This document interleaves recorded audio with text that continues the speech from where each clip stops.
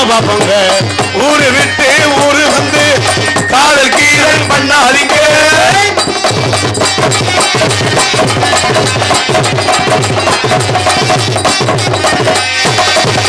அம்மா மாதிரி ஆத்த மாதிரி பாருங்க, நீங்க அன்புடனே நாடகத்தை பாருங்க.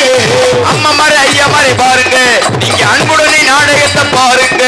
தம்பி மாதிரி தங்கச்சி மாதிரி பாருங்க, கைவுடனே நாடகத்தை பாருங்க. பாருங்க ஐயா மாதிரி அம்மா மாதிரி பாருங்க, நீங்க அன்புடனே நாடகத்தை பாருங்க. அம்மா மாதிரி அத்த மாதிரி பாருங்க, அன்புடனே நாடகத்தை பாருங்க.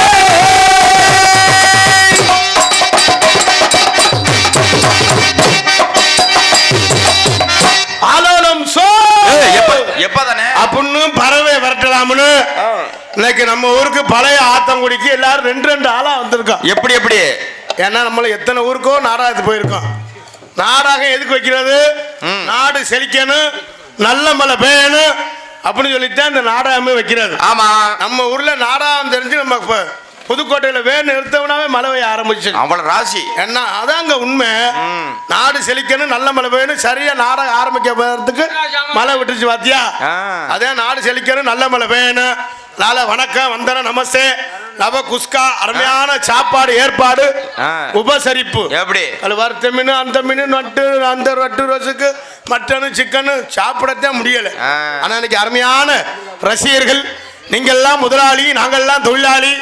ஒரு ஆள் 5000 6000 வரியை கொடுத்து நாடகம் வச்சிருக்கீங்க. நாடகம் வைக்கிற சின்ன விஷயம் இல்லை. நீங்க எவ்வளவு பொறுமையா இருக்கீங்களோ அவ்வளவு பொறுமையா நாடகம் சிறுசிறுப்புமா இருக்கும். உங்களை சந்தோஷப்படுத்த நாங்க வந்திருக்கோம். வாய் விட்டு சிரித்தால் நோய் விட்டு போகும். ஒரேதான் இப்படி சிரிச்சோம்னா குடும்பம் தான் சிரிச்சு போகும். ஆமா, என்னடா குடும்பமே நூச்சு போய குடும்பமா இருக்கும் சொல்லிடுவாங்க. ஏன்னா வாய் விட்டு சிரித்தால் நோய் விட்டு போங்கிறாங்களே, உண்மையா பொய்யா? என்னது உங்கள்ட்ட கேக்குறேன். என்னப்பா? வாய் விட்டு சிரித்தால் நோய் விட்டு போங்கிறாங்களே, அது உண்மையா பொய்யா? நீங்க என்ன நினைக்கிறீங்க அதை பத்தி? பொய். எப்படி? நம்மளும் வருஷத்தோட தான் சிரிக்கிறோம். எங்க நோய் விட்டு போயிருக்கு?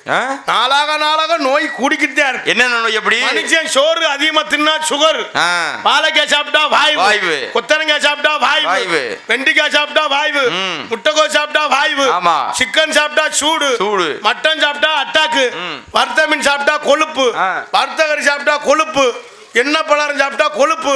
அப்புறம் மனுஷன் எதை தேன் திங்கிறது? என்னதான் சாப்பிடலாம்? ஒரு யோசனை நீ பார்த்தேன். என்ன உட்கார்ந்து அப்படி பண்ணியா? வருஷம் வைக்க குளத்தை திம்பம் பார்த்தேன். என்னது அது? இப்ப அது எரும மாடு திங்காது. எங்க நானும் எரும மாடு மாதிரி தானே இருக்கேன். மனுஷன் இப்ப எதையும் அதுவும் கிடைக்கல. கேரளாவில இருந்து ஒரு குரூப் வந்திருக்கேன். அவன் கட்டினா 30 ரூபாயா, நம்ம கட்ட சொன்னா 150 ரூபாயா. எல்லாமே நம்ம எப்படி வாழ போறோம்னு தெரியல. ஆனா இன்னைக்கு அருமையான ரசிகர்கள். நான் வளர்த்த ஆத்தாக்கெல்லாம் தெய்வ பக்தியோட வந்தவனா, நான் வளர்த்த தங்கச்சியெல்லாம் கோலாட்டம், கூப்பிட்டா ஓடி வருவாளா அப்படின்னு இந்த கோலாட்டம் இந்த தெய்வ பக்தியோட நல்லா ஆடிக்கிருந்துங்க. ஒரு விழா வைக்கிறது அதுக்கு தான் எல்லாரும் சந்தோஷமா இருக்கணும். அவளை தாத்தாக்கா. அதனால நாடகம் ரொம்ப சிறப்பாக இருக்கும்.